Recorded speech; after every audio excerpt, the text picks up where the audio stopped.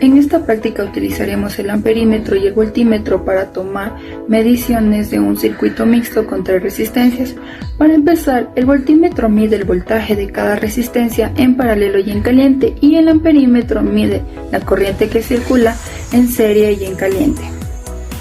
Para armar este circuito en un protoboard, colocamos un cable UTP entre la línea positiva y una fila libre. En esa misma fila conectamos la resistencia de R1 de 100 ohmios.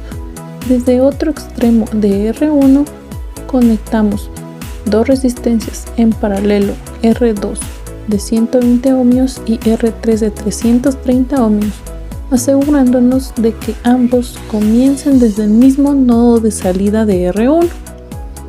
Los dos extremos libres de R2 y R3 deben conectarse a una línea libre de protoboard, y en esa misma fila conectamos un extremo de un cable UTP y su otro extremo al lado negativo de protoboard, y por último se conecta la fuente de 9 voltios a las líneas de alimentación de protoboard, positiva y negativa.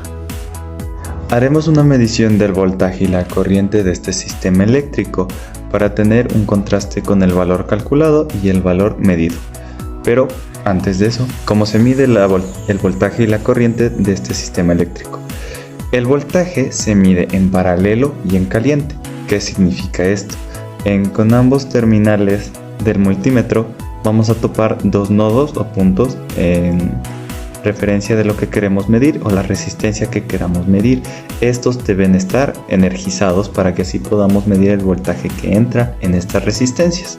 Lo haremos con cada una de las resistencias para comparar, como dicho anteriormente, el valor calculado con el medido. En cambio, para el valor de la corriente lo haremos en serie y en caliente. ¿Pero qué significa esto? Cuando medimos en serie y en caliente necesitamos que el sistema siga energizado, pero la diferencia es que debemos de romper este circuito o sistema eléctrico para poder medir en serie, como se muestra en el video. Obviamente vamos a medir cada una de las 3 resistencias respectivamente. Para la hoja de datos primero se resolvió el circuito mixto que se encontraba en la hoja guía. Como era un circuito mixto, primero se resolvió el circuito en paralelo hasta volverlo uno más simple o que queden en serie, y todo esto se resolvió con la ley de Ohm.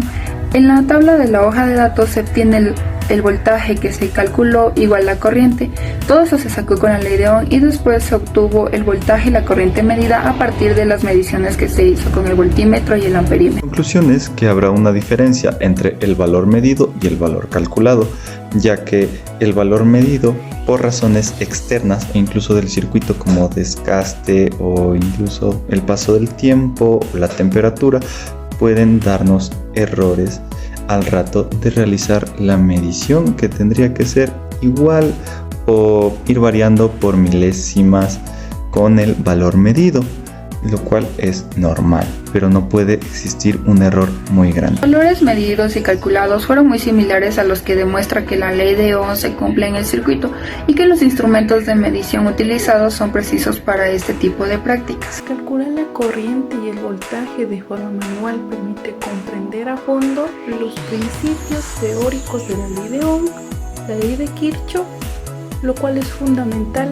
para realizar circuitos eléctricos.